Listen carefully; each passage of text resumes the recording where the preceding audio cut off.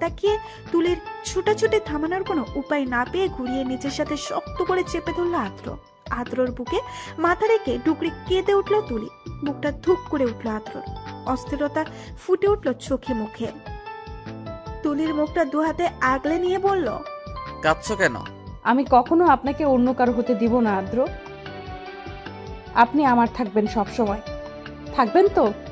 থাকবো। এখন কান্না অফ করো। বলেছি না তোমার চোখের পানি আমার হৃদয়ে রক্ত হয়ে ঝরে। আর একটা ভয়াবহ কাণ্ড ঘটে গেছে আদ্র। কি? শাড়ির কুচিগুলো বোধহয় খুলে পড়ে যাবে। করুণ সুরে কথাটা বলল তুলি। আদ্রর ভীষণ হাসি পেল তুলির কথা শুনে। ঠোঁট দুটো প্রসারিত করে বলল, কুচিগুলো ধরে রাখতে পারবে তো? কিন্তু ব্যাস, তাহলে আর কি, চলেন তুলা রানী। তুলিকে কোলে তুলে নিল আদ্র। এক হাতে আদ্রর পাঞ্জাবি খামচে ধরে অন্য হাতে কুচিগুলো চেপে ধরে রাখলো তুলি। এক নজরে তাকিয়ে রইল আদ্রর হাস্যোজ্জ্বল মুগ্ধময় চেহারার দিকে। প্রশান্তের বাতাস ছেয়ে গেল মনে। তুলির ছোট্ট মনে একটাই প্রত্যাশা, চিরকাল এই প্রশান্তের বসবাস থাকুক তার অন্তর জুড়ে। বেলকনিতে দাঁড়িয়ে মন মাতানো হাওয়া গায়ে মেখে নিচ্ছে তুলি। একটু আগেই বাসায় এসেছে। গভীর রাতে ভেসে আসা শীতল বাতাস চোখে মুখে এসে লাগতেই দু চোখ বন্ধ করে উপভোগ করতে মগ্ন হয়ে পড়েছে। মনের মধ্যে জমে থাকা ভালো লাগাটা ধীরে ধীরে বিস্তার লাভ করছে। তুলির কাঁদতে ইচ্ছে করে, ভীষণ ইচ্ছে করে কাঁদতে। কল্পনাতীত ছিল জীবনে আদ্রর মতো একটা মানুষকে পাওয়া। বাবা মায়ের ভালোবাসা থেকে বছরখানেক আগে বঞ্চিত হওয়ার পর কখনো আর এমন ভাবে কেউ আগলে রাখেনি তাকে। এই পরিবারের প্রত্যেকটা সদস্য কতটা নিলিপ্ত ভাবে আপন করে নিয়েছে তাকে। আদ্রর ভালোবাসা তার হৃদয়ের গহীনে জমে থাকা সবটুকু কষ্টই নিঃশেষ করে দিয়েছে। এত বেশি তো তুলি আর ছোট জীবনে কখনো চায়নি, তবুও চাওয়ার যে বেশি তার প্রাপ্য হয়েছে। আদ্রর মুখের প্রশস্ত হাসি তার প্রশান্তিকে এক বিশেষ কারণ। আকাশের ছড়াছড়ি তারাগুলোও হয়তো বিশাল খুশি তুলির জন্য, তাই তো এত ঝলমল করছে।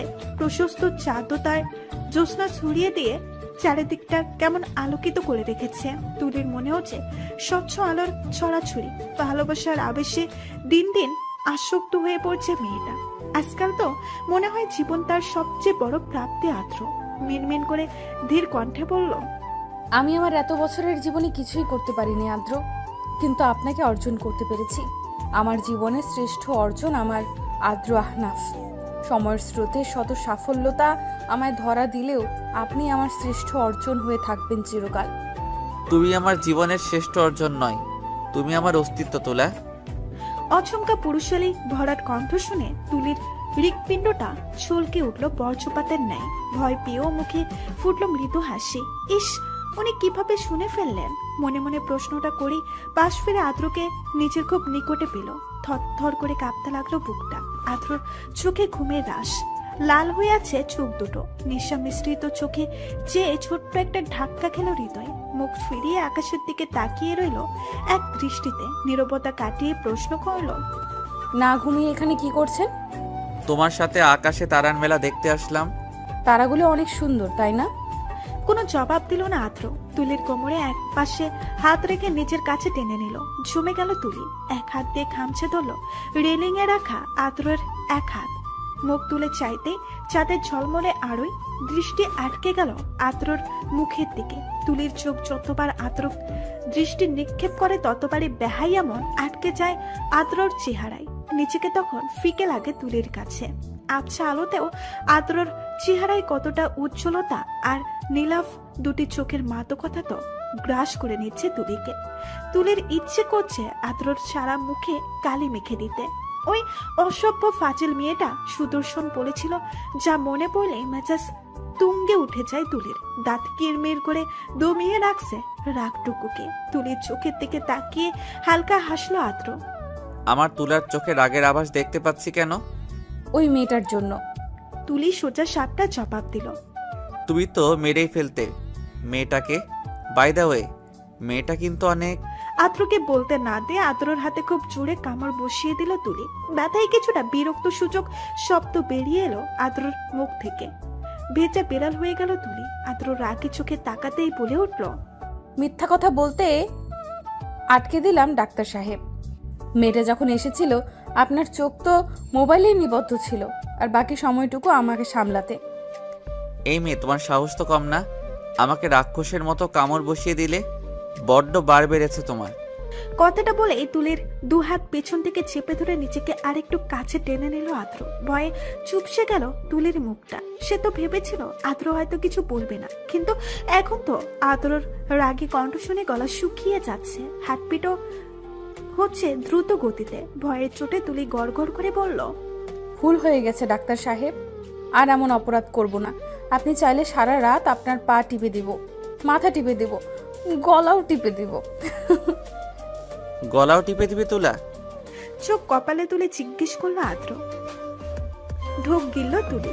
আরো কিছু বলতে নিলেই ঠোঁটে আদ্রর আঙুলের স্পর্শ পেয়ে থমকে গেল। প্রকাণ্ড এক তুফান শুরু হলো হৃদ মাঝারে। মুখে হাসি ঝুলিয়ে আদ্র খানিকটা ঝুঁকে গেল তুলির দিকে। লজ্জায় অভিসংখ্যায় ধুকপুক করতে লাগলো তুলির বুকটা। কিছুটা পেছনে হেলে যেতেই আলতো করে তুলির অধরে নিজের উষ্ঠতয় বুলালো আদ্র। আগের চেয়েও অধিক জমে গেল তুলি। চোখ বুঝে ঘন ঘন নিঃশ্বাস ছাড়লো। আমতা আমতা করে বলে উঠল, আমি পড়ে যাব আদ্র। ভয় নেই, আমি আছি না। ধপ করে চোখ মেলল তুলি। আদ্রর নিঃসময় চাহনিতে স্থির করলো নিজের দুই চোখ। আদ্রর মুখে উচ্চারিত কথাটা অনাবিল শান্তি বয়ে আনলো তুলির মনে। অনুভূতিগুলো গহীনে চিৎকার করে বলতে লাগলো, ভয় নেই তুলি, তোর ডাক্তার সাহেব তো আছে। এতটা আশ্বাস দিয়ে কথা তো কখনো কেউ বলেনি, কেউ তো তার জন্য এতটা ভাবেনি। হাতে হ্যাসকা টান অনুভব করতেই আদরের বুকে গিয়ে পড়লো। বুকে মাথা থেকে আদরের পিঠে নিচে দুই হাত রেখে জড়িয়ে ধরলো শক্ত করে। পরম আবেশে আবারও বুঝে নিল ডাগর ডাগর আখিদয়। পূর্ণতা যেন তুলিকে ঘিরে ধরেছে আষ্টে পৃষ্ঠে। আজও শান্তির একটা ঘুম হবে তার। তুলির ছোট্ট জীবনের একটাই শান্তির উৎস, তার ডাক্তার সাহেব। আদ্র কিছুক্ষণ তুলিকে জড়িয়ে রেখে নরম স্বরে ডেকে উঠল, তুলি। কোনো সারা শব্দ নেই। চারিদিকে নিস্তব্ধতার মাঝে তুলিও নিস্তব্ধ হয়ে পড়েছে। কোনো শব্দই আদ্রর কর্ণ গোচর হলো না। তুলির দিকে তাকাতেই দেখতে পেল গভীর ঘুমে তলিয়ে গেছে মেয়েটা। এই মেয়ের এতক্ষণ ঘুম আসছিল না, অথচ আদ্রর প্রশস্ত বুকে মাথা রাখতেই পাড়ি জমালো ঘুমের রাজ্যে। কোলে তুলে রুমে এনে শুয়ে দিল আদ্র। এসির পাওয়ারটা কমিয়ে দিল, কাঁথা টেনে দিল গায়ে। তুলির একটা অভ্যাস আছে, শীত হোক কিংবা গরম 12 মাসই গায়ে কাঁথা দিয়ে ঘুমায়। তার মানে এক অদ্ভুত ধারণায় বসবাস আছে, তা হলো গায়ে কাঁথা মুড়ি দিয়ে না ঘুমালে কেউ তাকে পা ধরে টেনে নিয়ে যাবে। প্রথম প্রথম তুলির অদ্ভুত অভ্যাসটা শুনে ভীষণ চমকে ছিল আদ্র। তার মন বলল, মেয়েটা আসলে নিতান্তই বাচ্চামো স্বভাবের। তুলির মাথার কাছে হাঁটু গেড়ে বসে পড়লো কোনো শব্দবিহীন। তৈলাক্ত মুখে চোখ বুলিয়ে গভীর একটা চুমু খেলো কপালে। নেশাতুর কণ্ঠে উচ্চারণ করলো, আর তো মাত্র কয়েকটা মাস, তারপর 17-র গণ্ডি পেরিয়ে 18-তে পা রাখবে তুমি। ঠিক অপেক্ষা করে নিব, যেমনটা করে এসেছি বছরের পর বছর। মাসখানেক পেরুলেই প্রতি রাতে আমার বুকেই হবে তোমার ঠাই। নিত্যদিনের মতো নতুন নতুন অনুভূতি নিয়ে উড়ে বেড়াবে আমার অন্তরের গহীনে। খয়েরি কালার লেহেঙ্গা পরে ওড়নাটা এক সাইডে মেলে দিল তুলি। কালো লেহেঙ্গাটা দুহাতে আঁকড়ে ধরে দ্রুত গতিতে ছুটে এলো আমরিন। বড় বড় শ্বাস ফেলে বলল, এই তুলি, কি হয়েছে তোর? ভাইয়া নিচে অপেক্ষা করছে। ভাইয়া কিন্তু লেট করা একদম পছন্দ করে না। চলো। আমরিনের সাথে বের হয়ে আসলো তুলি। লেহেঙ্গা দুই হাতে আগলে নিয়ে তাড়াতাড়ি পা চালাতে ব্যস্ত হয়ে পড়লো। অলরেডি কিছুটা লেট করে ফেলেছে সে। আদ্র হয়তো রেগে বোম হয়ে আছে। একদমই তাকাবে না তুলি আদ্রর দু চোখে।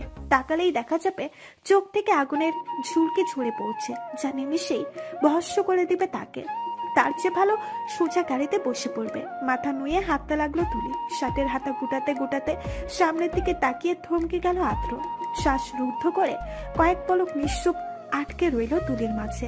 স্থির তার মাদক চাহনি ভেতর থেকে চূর্ণ বিচ্ছন্ন করে দিচ্ছে তুলির কৃষ্ণ বলি দুই চোখ দুটো। নিমেষেই আদ্রর বক্ষ পিঞ্ছুর এলোমেলো হয়ে গেল। কোনো ক্রমেই সরিয়ে আনতে পারছে না দু চোখ। আদ্রর সান্নিধ্য এসে দাঁড়াতেই আনমনায় হাতটা চেপে ধরল আদ্র।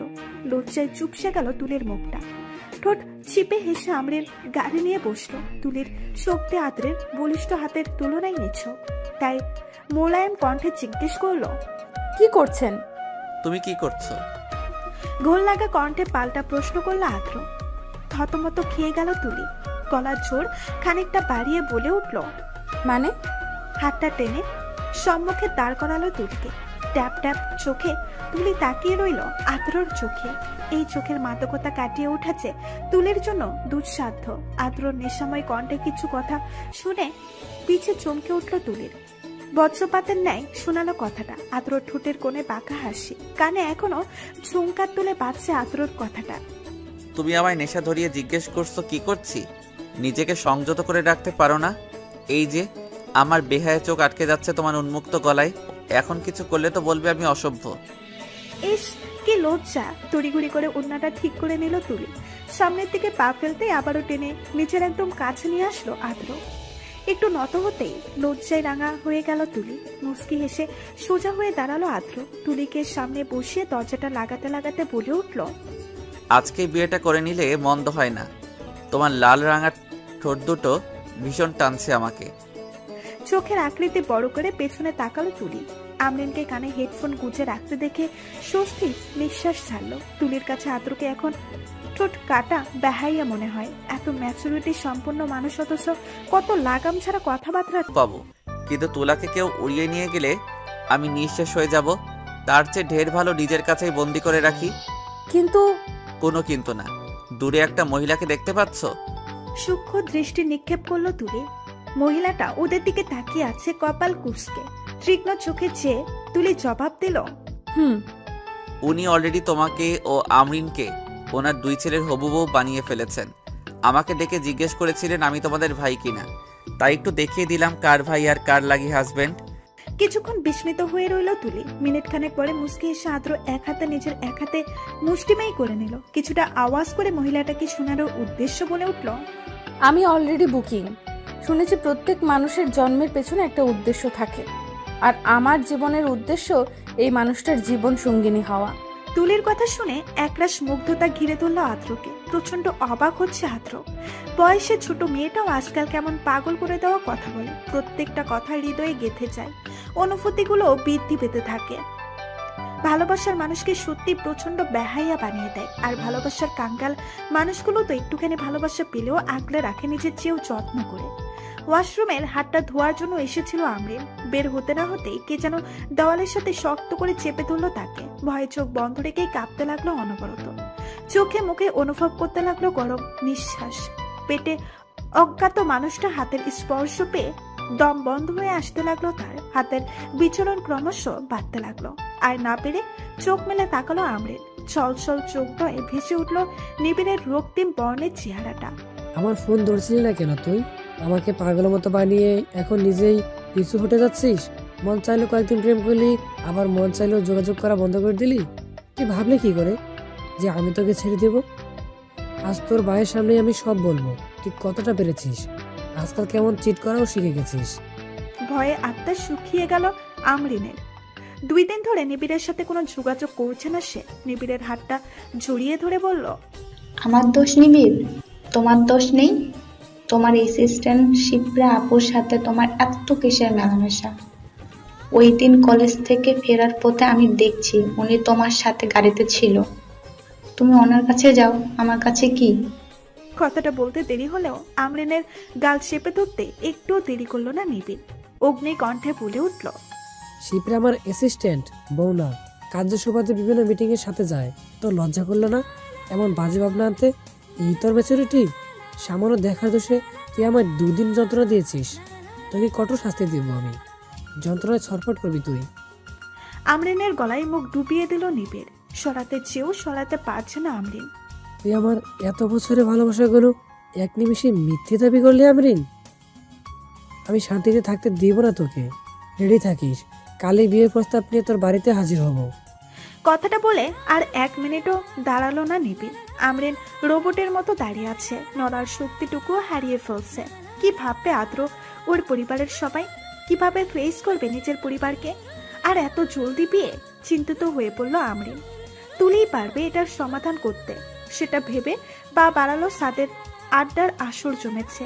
একপাশে বিভিন্ন খাবার, কোল্ড ড্রিঙ্কস রাখা। রাতের আধারে সাথে করা লাইটিংয়ে সবকিছু মিলিয়ে বেশ জমজমাট লাগছে। সাকুরদের বাসা এটা। ছাদটা বেশ সুন্দর, একপাশে সুইমিং পুলও আছে। তুলি প্রথমবার এমন ছাদ দেখেছে। মুগ্ধ নয়নে অবলোকন করে যাচ্ছে পুরো ছাদটা। বিয়ে শেষে সবাই চলে এসেছে সাকুরদের বাসায়। আজ রাতটা আদ্রর পুরো বন্ধুমহল এখানেই কাটাবে। আমারিন ও তুলি যেহেতু তাদের গ্রুপেই একটা অংশ, তাই তারাও এখানে।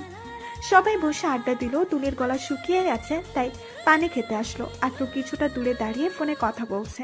পানি না পেয়ে একটা কোল্ড ড্রিঙ্কসের বোতল খুলে একটু পান করলো তুলি। সাথে সাথে মুখটা কুচকিয়ে ফেললো, মাথাটাও কেমন ঝিম ধরে গেল। পরক্ষণে আরেকবার মুখে দিতেই ভীষণ মজা পেল। একেবারে পুরোটা সাবার করেই দম নিল। অন্য একটা নিয়ে খেতে লাগলো। মাথায় হাত দিয়ে চিন্তিত মুখে এগিয়ে এলো অন্ত। অবাক কণ্ঠে জিজ্ঞেস করলো, পুরোটা খেয়ে নিলে তুলি? ভাইয়া, আপনার কি যমজ ভাই আছে? ইস, আপনার যমজ ভাইটা দেখতে ঠিক আপনার মতো।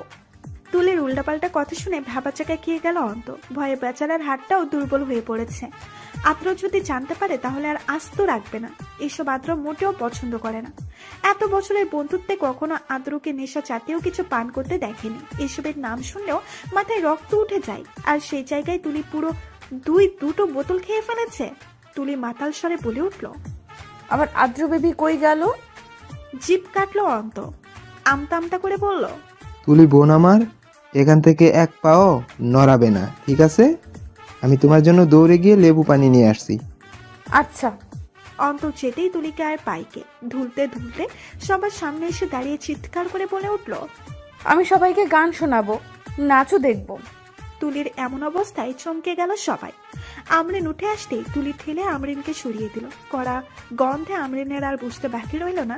সুইমিং পুলের কাছে ভাইকে দাঁড়িয়ে থাকতে দেখে আটকে উঠল আমরিন। আদ্র এখনো উল্টো ঘুরে কথা বলছে, আবারও আটকাতে যাবে এর মধ্যেই তুলি কে উঠল, পরে না চোখের পলক, কি তোমার রূপের ঝলক। লাইনটা গিয়েই চোখের পলক ঝাপটাতে লাগলো। সবাই তো প্রচন্ড অবাক। ঠুলু ঠুলু পায়ে আদ্রর কাছে গিয়ে দাঁড়ানো। আদ্র পেছন ফিরতেই নিজের ওড়নার কিছু অংশ আদ্রর মুখের উপরে দিয়ে আবারও গেয়ে উঠল, দোহাই লাগে মুক্তি তোমার, একটু আঁচলে ঢাকো, আমি জ্ঞান হারাবো, মরে যাব, বাঁচাতে পারবে না কেউ। সত্যি শেষমেশ মেয়েটাকে কেউই বাঁচাতে পারল না। গায়ের সর্বোচ্চ শক্তি দিয়ে একটা চর বসিয়ে দিল আদ্র। রাগে ক্রমশে ফেটে পড়ছে। থাপ্পড় খেয়ে তাল সামলাতে না পেরে সুইমিং পুলে পড়ে গেল ধপ্পাস করে। বাকি সবাই তো ভয়ে প্রগাল পার। অন্তত লেবু পানি রেখে লুঙ্গি ধরে ভুয়ো দৌড়। গরমের মাঝেও সুইমিং পুলের পানিতে দাঁড়িয়ে থরথর করে কাঁপছে তুলি। সুইমিং পুলটা ততটা গভীর না। আকস্মিক পরিচয় পানি নাকে মুখে ঢুকে বেহাল দশা মেয়েটার। তার উপর পানিটা বেশ ঠান্ডা। সারা শরীরে কাঁপুনি ধরে গেছে, দাঁতও কিরমির করছে। অথচ আদ্র তার যেন কোনো চিন্তাই নেই। সে এখনো ক্রোধান্বিত দৃষ্টি নিক্ষেপ করে রেখেছে তুলির দিকে। তুলি ভীতি ও নেশাগ্রস্ত ভাব নিয়ে কাঁপতে লাগলো। পুরোপুরি হুঁশ নেই, তবুও আদ্রের রাগের দৃষ্টি দেখে আত্মা বেরিয়ে যাওয়ার অবস্থা। কিছুক্ষণ তাকিয়ে থেকে আদ্র উঠে দাঁড়ালো, পা বাড়ালো তুলিকে ফেলে। কাঁপতে কাঁপতে তুলি ডেকে উঠল, আমায় নিয়ে যান, ঠান্ডা লাগছে তো। পেছনে না তাকিয়ে আদ্র অসম্ভব রেগে বলে উঠল, তুই আজ সারা রাত পানির মধ্যেই থাকবি। ভুলে হোক আর যেভাবে হোক, আমার অপছন্দের কাজ তো তুই করেছিস। এখন আগে শাস্তি ভোগ করে নে, তারপর উঠিয়েও আনবো, নিজের বুকেও ঢুকিয়ে রাখবো। আদ্রের কথাটা শ্রবণ হতে অভিমানের ফুরে গেল তুলির মনটা। নেশার রেশ পুরোপুরি কাটেনি, তার মাঝেই অভিমান জেকে ধরেছে প্রখর ভাবে। ঠোঁট উল্টে বিড়বিড় করতে লাগলো, পাষাণ লোক, আমি জানতাম ডাক্তাররা পাষাণ হয়, শক্ত মনের মানুষ হয়, তাই তো মানুষের শরীরের অংশ কাটতেও ভয় পায় না। এতটুকু তো খেয়েছি, তার জন্য বুঝি উনি আমাকে মেরে ফেলার ফোন দিয়ে রাখবে? একবার উঠি, তারপর দেখেন আমি আপনার ধারে কাছেও যাই কিনা। তুলোর মতো নরম আমি, কিন্তু ওই পাষাণ লোকটা আমায় আরো নরম করে দিচ্ছে। এভাবে অনবরত বিড়বিড় করতে লাগলো তুলি। এতক্ষণ আদ্র ছিল তাই ভয়ে চুপসে ছিল। সুযোগ পেয়ে উঠতে লাগলো। সামনে আদ্রকে দেখে পেছনে পড়ে গেল সুইমিং পুলে। এবার রাগে যেতে কেটেই দিল। তীক্ষ্ণ নজরে তাকালো আদ্র। গম্ভীর স্বরে কাছে আসার জন্য ডাকলো ভয়ে ভয়ে। একদর কর্নার ঘেঁষে দাঁড়ালো তুলি। নিজের হাতের গ্লাসটা এগিয়ে দিল আদ্র। কাপা কাপা হস্তে তুলে গ্লাসটা হাতে নিয়ে জিজ্ঞেস সূচক চাহনি নিক্ষেপ করলো আদ্রর লাল রাঙা হয়ে ওঠা আখিদয়ের দিকে। লেবু পানি পুরোটা খাবে, যদি একটু থেকে যায় তবে আমি তোমায় কাঁচা গিলে খেয়ে ফেলবো। ধরফর করতে লাগলো তুলির বুকটা। মন তৎক্ষণাৎ বলে উঠল, তুলি, তোর ডাক্তার সাহেব রাক্ষস, তাড়াতাড়ি খেয়ে ফেলবো, নয়তো তোকে চিবিয়ে খেয়ে ফেলবে রাক্ষসটা। বিলম্ব না করে তড়িঘড়ি করে শরবত খেয়ে নিল তুলি। পরক্ষণেই চোখ মুখ খিচে নিল। ওয়াক শব্দ করতেই হাতটা টেনে দ্রুত পানি থেকে তুলে আনলো আদ্র। সাতের কিনারায় নিয়ে পেছন থেকে তুলির শরীর লেপটে থাকা ভেজা শাড়ি ভেদ করে মসৃণ পেটে হাতটা চেপে ধরতেই গড় গড় করে বমি করে দিল তুলি। ক্লান্ত হয়ে পেছনে থেকে মাথা হেলিয়ে দিল আদ্রর বুকে। পকেটে থেকে রুমাল বের করে তুলির মুখটা মুছে দিল আদ্র। অন্য হাতটা এখনো তুলির খালি পেটে স্থির। তুলির ভেজা চুলের পানিতে আদ্রর সাদা শার্টটা ভিজে যাচ্ছে। ভেতর থেকে এলোমেলো হয়ে পড়েছে আদ্র। অস্থির অনুভব হচ্ছে। তাড়াতাড়ি করে হাতটা সরিয়ে আনলো পেট থেকে। বুকে দমকা হাওয়া বয়ে যাচ্ছে। ইচ্ছে হচ্ছে তুলিকে একদম নিজের সাথে মিশিয়ে নিতে। অবাধ্য মনকে সায় না দিলে তুলিকে কোলে তুলে নিজের বুকে আগলে নিল। ভীষণ রাগ লাগছে মেয়েটার প্রতি, কিন্তু রাগের চেয়েও অন্যরকম অবাধ্য অনুভূতি জড়ো হচ্ছে আদ্রর মনে। তুলির ভেজা স্নিগ্ধ চেহারা ভীষণ টানছে তাকে। নিজেকে সামলানো কঠিন হয়ে পড়েছে।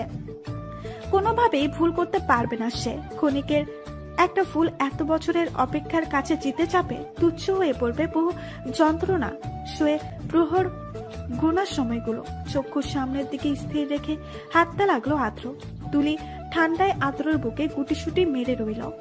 ইডিয়েট একটা, আন্টির কাছে জোর গলায় বলেছে, আন্টি বিয়ে বাড়িতে লুঙ্গি পরলে আমার মধ্যে একটা জামাই জামাই ফিলিংস আসবে। শ্বশুর বাড়িতে গিয়ে তো লুঙ্গি পরিনি, আজ না হয় আপনাদের বাড়িতেই পরবো। আন্টি যদি জানতো তুই অফিস বন্ধ করতেই ভুলে যাস, তাহলে উনি তোরে লুঙ্গি দেওয়ার আগে হয়তো 100 বার চিন্তা করতো। করার পর আর লুঙ্গিটাও দিত না। তোর কাছে যে কেন বিয়ে বসছিলাম, আমার মান সম্মান তো ধুলায় মিশিয়ে দিলি। এখন কি শর্ট প্যান্ট পরেই থাকবি, নাকি লুঙ্গিটাও খুঁজে আনবি অন্তু? মাথায় হাত দিয়ে কাঁদো কাঁদো স্বরে কথাগুলো বলে উঠল পায়ে। হাত পা ছড়িয়ে কাঁদতে ইচ্ছে করছে তার। লুঙ্গি আঁকড়ে ধরেও জায়গাটা আর জায়গায় রাখতে পারলো না অন্ত। লুঙ্গি কোথায় তাও জানে না বেচারা। ভাগ্যিস নিচে 3/4 প্যান্ট ছিল, নয়তো আজ নিশ্চিত পায়েল গলায় ফাঁসিয়ে দিত। নিজের না অন্তর।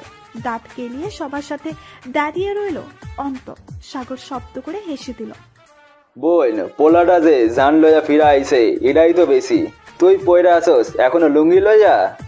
নিজে তো বেঁচে ফিরেছে, কিন্তু তুলি, আমার তো ওর জন্য খুব কান্না পাচ্ছে। সব দোষ তোদের, এক একটা এত অসভ্য তোরা। আজ তো রিমিকে আমি বলবো, তোকে যেন বাসর ঘরে কঠিন শাস্তি দেয়, তোর ঠাই যেন মেঝেতে হয়। কটমট করে বলল পায়েল। সাগর মুখটা কাচুমাচু করে জবাব দিল, এভাবে হুমকি দেস কেন পায়েল? তুই ভালোই তো জানিস রিমির রাগকে আমি কতটা ভয় পাই। তুলির কিছু হবে না, আদ্র ভালোবেসে শাস্তি দিবে। কথাটা বলে হি হি করে হেসে উঠল সাগরের সাথে অন্ত। ফুস করে একটা তপ্ত নিঃশ্বাস ছাড়ল পায়েল। আমরিন আতঙ্কিত হয়ে একপাশে দাঁড়িয়ে আছে। তার আতঙ্কের কারণ তুলের জন্য নয়, নিবিড়ের জন্য। কারণ নিবিড় অগ্নি দৃষ্টিতে তাকিয়ে তার দিকে। ছেলেটা সকাল থেকেই রাগে চোখে তাকাচ্ছে তার দিকে। আদ্রকে সাতের সিঁড়ি বেয়ে নামতে দেখে সবাই দ্রুত পায়ে হেঁটে লুকিয়ে পড়ল। তুলিকে নিয়ে 2 তলায় এসে আদ্র তেজি কণ্ঠে বলে উঠল, লুকিয়ে কি আর পাবো আমি অন্তু? লুঙ্গি সিঁড়িতে পড়ে আছে, তুলে আনিস। তোর সাথে হিসাব নিকাশ পরেই হবে। মুখটা চুপসে গেল অন্তর। এক এক করে বের হয়ে আসলো সব। আদ্র কথা না বাড়িয়ে তুলি আমরিনের জন্য নির্ধারিত রুমে নিয়ে আসলো তুলিকে। সবগুলো উকি দিতে দরজাটা লাগিয়ে দিল প্রচন্ড জোরে। আমরিন সামনে থাকার ভয়ে পড়ে যেতেই নিবিড়ের বুকে গিয়ে ঠেকলো। বড় বড় শ্বাস ফেলতে লাগলো। কানের কাছে ধীর কণ্ঠে নিবিড় বলে উঠল, আমার বুকটা তোর বাপের দিনের কেনা সম্পদ না। এভাবে আমার বুকে পিঠ ঠেকিয়ে নিঃশ্বাস না ফেলে সোজা হয়ে দাঁড়াও। কথাগুলো কর্ণকুহুর হতেই সোজা হয়ে দাঁড়িয়ে পড়ল আমরিন। নিবিড়ের কণ্ঠে রাগের ছাপ। কিছুটা দূরে সরে আসলো। রাগ হোক না হোক একটা চাপা অভিমান কাজ করছে আমরিনের মনের গহীনে। নিবিড়ের মুখে উচ্চারিত কথাগুলো হৃদয়ে রক্ত খনন করছে। সবাই চলে যেতে নিলেই হুট করে দরজা খোলার আওয়াজে থমকে গেল। আদ্র ডেকে উঠল আমরিনকে। তড়িঘড়ি করে পা ফেলে ভাইয়ের কাছে গেল আমরিন। আন্টির কাছ থেকে আর একটা শাড়ি নিয়ে আয়, তাড়াতাড়ি ভেজা কাপড় পাল্টাতে হবে। কথাটা বলে তুলির কাছে চলে এলো আদ্র। তুলির পায়ের তলায় নিজের হাত ঘষতে লাগলো। রাগের বশে মেয়েটাকে কষ্ট দিয়ে এখন দ্বিগুণ কষ্ট পাচ্ছে। পায়ে আদ্রর ছোঁয়া অনুভব করলেও কিছু বলতে ইচ্ছে করছে না তুলির। মাথাটা ভীষণ ভারী হয়ে আছে। আমরিন শুতে একটা শাড়ি হাতে নিয়ে দৌড়ে এলো। দরজার কাছে এসে থমকে গেল। চোখে ফুটে উঠল অবাকতা। একটা ছেলে কতটা ভালোবাসলে এমনটা করতে পারে। আজকাল যেখানে মানুষ নত হতেই চায় না, সেখানে তার প্রচন্ড কঠোর ভাইটা কেমন অস্থির হয়ে পড়েছে ছোট্ট একটা মেয়ের জন্য। দরজায় ঠোকা দিল আমরিন। আদ্র তুলির চুল মুছে দিতে দিতে বলল, তাড়াতাড়ি আয় আমরিন, তোর ভাবির কাপড়টা পরিবর্তন করে দে, আমি বাহিরে দাঁড়াচ্ছি। দ্রুত পা চালিয়ে বাইরে চলে গেল আদ্র। আমরিন সেটাই জমে রইল। তার ভাই কি বলল? তোর ভাবি? একরাশ ভালো লাগাই ছেয়ে গেল আমরিনের মনটা। সে তো কোনোদিনও তার চেয়ে 3 মাসের ছোট্ট মেয়েটাকে ভাবি বলে সম্বোধন করার কথা ভাবিনি বললে ভুল হবে। এটা তো কখনো তার মনে জাগেইনি। তোর ভাবি শব্দটা আমরিনের মনে অন্য ধরনের অনুভূতি জাগিয়ে তুলছে। 2 দিন পর এই পিচ্ছি মেয়েটা সত্যি তার ভাবি হবে, তবে এখন থেকে ডাকতে কি দোষ? আমরিন ঠোঁটে হাসি ফুটিয়ে বলল, একটু কষ্ট করে উঠে দাঁড়াও ভাবি, শাড়িটা পরিয়ে দিই। তুলির পরিপূর্ণ হুঁশ না থাকলেও আমরিনের মুখে ভাবি ডাক শুনে স্তব্ধ হয়ে গেল। দুর্বল শরীর নিয়ে উঠে বসলো। ঝটপট করে শাড়িটা বদলে দিতে শুরু করলো আমরিন। মুখে অস্ফুট হাসি নিয়ে বলে উঠল, ভাইয়া এসব ছাইপাশ খাওয়া একদম পছন্দ করে না, তাই রাগের চোটে থাপ্পড় মেরে দিয়েছে। আমার ভাইকে কখনো ভুল বুঝবে না, দয়া করে। মানুষটা অত্যন্ত রাগী স্বভাবের হলেও তোর বেলায় নিতান্তই দুর্বল। আজকাল ভাইয়াকে দেখলে মনে হয় উনি বোধহয় তোকে ছাড়া নিঃশ্বাসটুকু নিতে পারবেন না। নিশ্চুপ হয়ে রইল তুলি। আসলে তার কাছে সবকিছু যেন আবছা লাগছে। কিছু সময়ের ব্যাপার হলেও ঘটে যাওয়া কিছু কিছু মুহূর্ত যেন অস্পষ্ট। নেশা জাতীয় ড্রিঙ্কস খেয়ে ফেলেছে, সেটা মনে আছে। আদ্রর থাপ্পড় খেয়ে তাল মাটাল হয়ে পানিতে হাবুডুবু খেয়েছে, তাও চোখের পাতায় অস্পষ্ট। কিছু বলতে চেয়েও বলতে পারছে না তুলি। শরীরটা খারাপ লাগছে, আর না পেরে বিছানায় বসে পড়লো। বিয়ে বাড়িতে আত্মীয় স্বজনের ভিড়। সাগরের মাকে খুঁজতে খুঁজতে কিচেনের দরজায় এসে দাঁড়ালো আদ্র। দেখতে পেয়ে ভেতরে প্রবেশ করতেই হাসি মুখে এগিয়ে এলেন তিনি। আদ্র, তুমি কিচেনে? কিছু লাগবে বাবা? আমি কি আপনার কিচেনটা ইউজ করতে পারি আন্টি? অবশ্যই করতে পারো, কিন্তু কিছু লাগলে আমায় বলো, আমি বানিয়ে দেব। আপনার কষ্ট করতে হবে না আন্টি, আপনি অনেক কাজ করছেন, সন্ধ্যা থেকে দেখতে পাচ্ছি। ঠিক আছে, কিছু না পেলে আমায় জানাবো। সম্মতি জানিয়ে আদ্র জলদি করে ফ্রিজ থেকে দুধ বের করে চুলোয় বসিয়ে দিল। ভেজিটেবল স্যুপ বানানোর জন্য কিছু শাকসবজি বের করে নিল। 10 মিনিটের কাজ শেষ করে স্যুপ ওই 1 গ্লাস দুধ নিয়ে রুমে আসলো। আমরিন বসে আছে তুলির পাশে। তুলি ঘুমিয়ে পড়েছে। আদ্রকে দেখে বের হয়ে গেল আমরিন। বাহির থেকে দরজাটা চাপিয়ে গেল। তুলির মলিন হাসিটা দেখে কত বিক্ষত হতে লাগলো আদ্রর হৃৎপিণ্ড।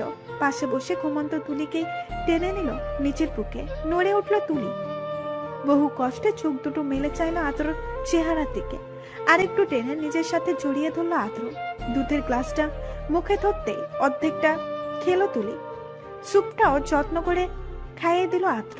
তুলির নেশার রেশ কেটে গেল। আদ্রর প্রতি আসক্তি গ্রাস করে নিচ্ছে তাকে।